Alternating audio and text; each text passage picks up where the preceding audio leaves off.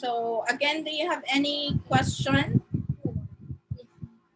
Mary Rose, Micah, and Kenneth?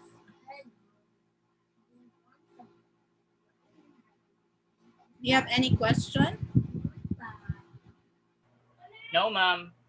Yeah. So I know for me, I'm not really into plant breeding, but of course, as an agricultural technologist, you should learn how we derive or the traditional way of breeding plants. So sorry if I have to go back here because I was reviewing. I thought na discuss na natin yung importance. So in just a very quick rundown, I'm going to give you um, the importance ng biotechnology. So what you have seen in the photo, Micah or Kenneth, can you say something on what you have seen on the photo?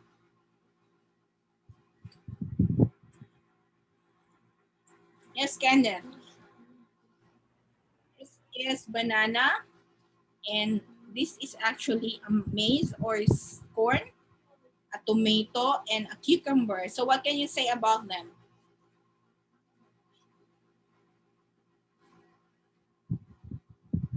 Yes, Micah. Abnormality, ma'am, nila. Okay, so you thought they are abnormal, right? But actually, they were the fruits from wild plants. They are not GMO fruits, and they are not bred for that. So ito yung mga kauna-unahang banana. So usually, ang banana ay merong talagang seeds. And because of crossing, traditional crossing and breeding system, wala na, yung banana natin ay seedless na ngayon. And it's because of meron tayong mga breeds ng banana na double A ata yun. I just forgot, but pag yung merong mga double A, B, no, yung ganon. So, we have Cavendish varieties, so wala siyang bunga, no? And for mais naman, ayan, yung original. So, ang pangit, no? And through crossbreeding, so yung tomato and even yung cucumber at yun na yung ating usual na kinakain ngayon, no? So, breeding is really very important, no? And although we are thinking that GMO plant is not really, it's dangerous for us, but we have actually ang GMO are actually happening even already 2,000 years ago, no? Matagal na. So agriculture is also one of the biggest industrial sector in the world, no? For the past 40 years, the world population has doubled and the agricultural land area has only increased by 10% for the 40 years. So when we say agricultural biotechnology, this is a range of tools that scientists employ to understand or manipulate the genetic makeup of the organism for use in the production and processing of agricultural products. So if you take note that we have now the GMO rice, we don't know in the coming years to come, lahat ng rice natin ay colored na, no? Kasi when we say white rice kasi, it's a variety, but then it's a polished rice na din. Wala na siyang masyadong fiber, no? And plant biotechnology is a process to produce genetically modified plant by removing genetic information from an organism, manipulating it in the laboratory, and transferring it into a plant to change to certain of its characteristics. So we just manipulate plants and its parts for practical uses using the technology that we have. Therefore, plant biotechnology is very important as an extension of traditional plant breeding. So, kine-continue lang natin, no? Yung traditional na plant breeding which would take even up to 20 years of development. So, with one very important difference, no? Plant biotechnology allows for transfer of a greater variety of genetic information in more precise, controlled manner. So, improve yung food crops natin, may higher yields na, may improve nutrition na, pwede na, instead now you're going to drink synthetic vitamins, no? You can eat just one crop with all the necessary vitamins na. Environmental tolerances, so like pwede ka nang magtanim ng rice na drought resistant or banana na na water lag resistant, for example, in the future. And improve production of valuable molecules, uh, even molecules that will help you grow resistant to any virus, no? And production of novel molecules. So as you can see, the area in biotechnology and modern agriculture had been increasing na since 1996 up to 2003 lang ito na data. And the percent of global land area planted with biotechnology varieties by country, no, major ang US, followed by Argentina, and so on. And also, I have presented something like this also on the history, no? So you can see the top biotech mega countries. So nangunguna talaga ang US, Argentina, Canada, Brazil, and lastly, Philippines. And the global status in 2005, meron na tayong 21 countries. So why agricultural biotechnology is important? Again, where there are already 800 million people living mostly in rural areas. In fact, I think we are billions na, no, population around the world, no, and therefore food demand is doubled, no, for the next 30 years.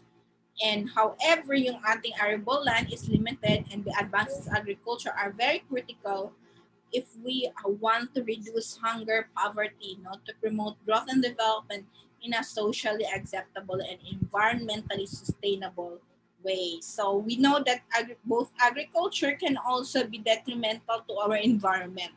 So if we don't also improve our species to be not to affect our environment, so that's one of the also the factors. So even 10,000 years ago, going back to history, so meron na tayong tinatawag na selection, introduction, crossing, wide crosses. So in fact, yung unang mga photos na pinakita ko, yun yung unang mga wild varieties na available noon pa. And it's just been improved through spontaneous mutation and induced mutation. So now most of, if not all, plants are actually genetically modified now from their ancestral progenitors. So there are 3 levels of genetic engineering, no, close transfer, wherein gene from one plant species are inserted into another plant species of the same kingdom, or distant transfer, so taking gene from one species and inserting it to another species from a different kingdom, like a bacteria gene into a plant. Now, for example, the BT corn, Bacillus thuringiensis corn. So meron na siyang BT bacteria, Bacillus thuringiensis, para resistant siya sa borer. So we also have tweaking, or genes that are already present in the organism and are tweaked to change the level at which a particular protein is made. So all of the above would create a genetically modified organisms. Ito yung mga possible na mga amazing ways, no? So I'll just be fast kasi we only have 9 minutes.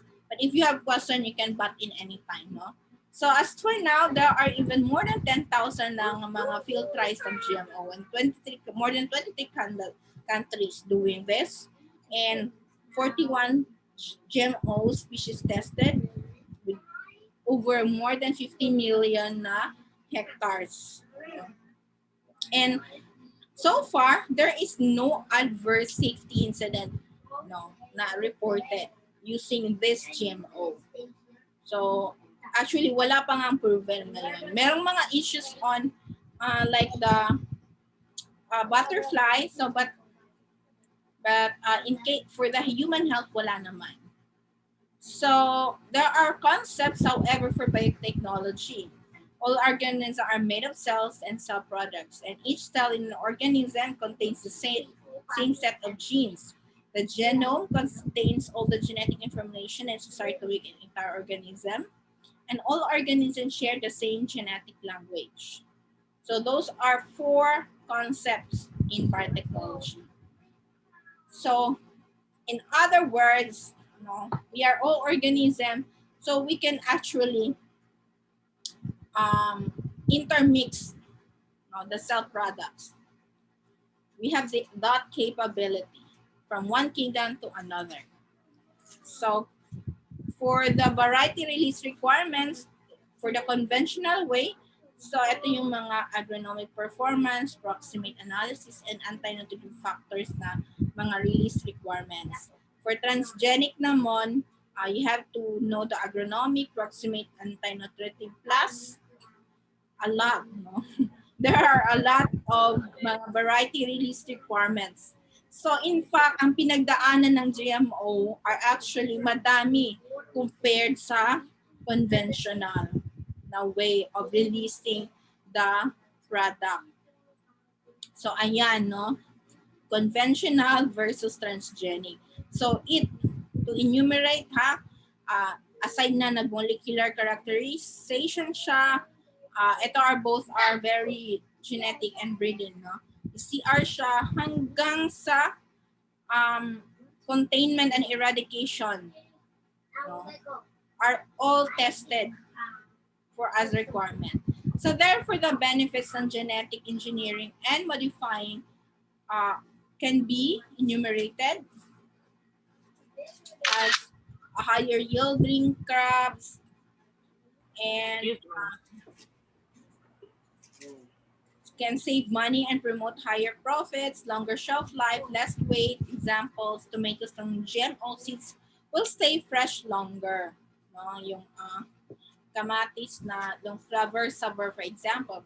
Enhance taste and quality, reduce maturation time, increase and improve nutrients and stress tolerance. So, example, mayroong single gene na genetically engineered na cauliflower can increase the beta-carotene up to 100 times. So, that's beneficial. Another example is a soybean na merong protein na quality which na pareho sa milk, no?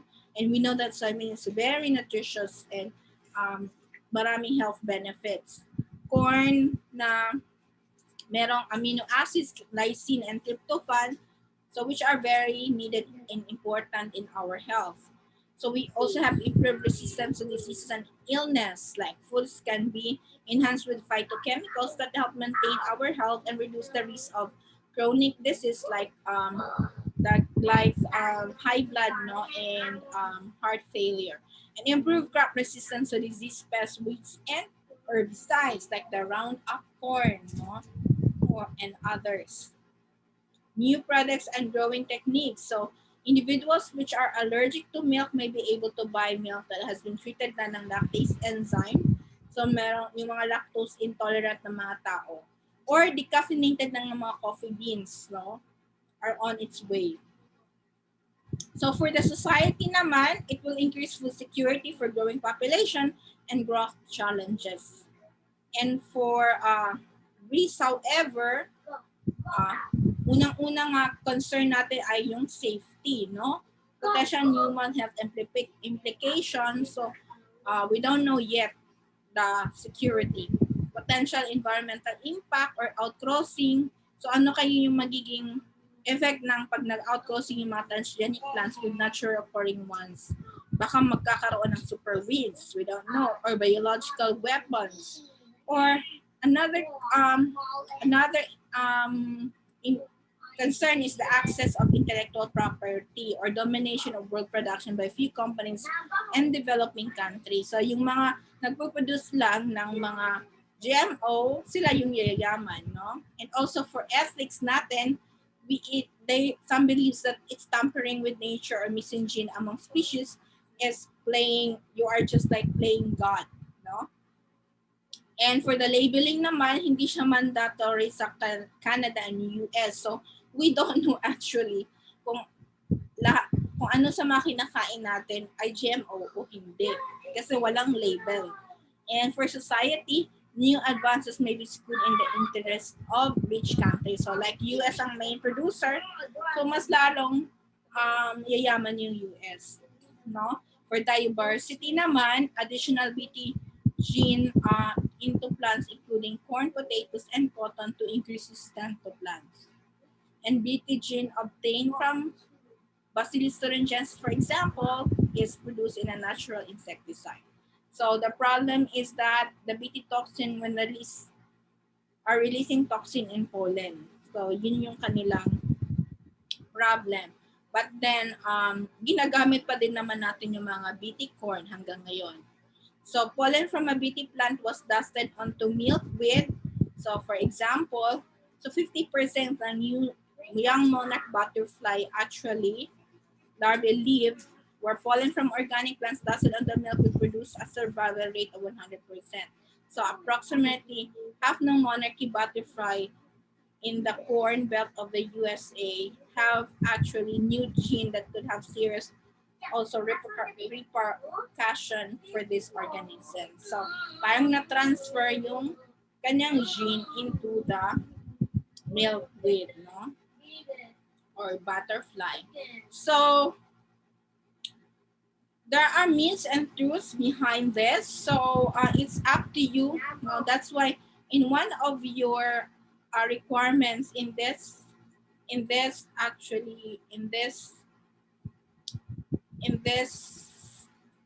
class is to actually make a debate with, you choose a partner na magdi-debate kayo sinong anti and sinong pro.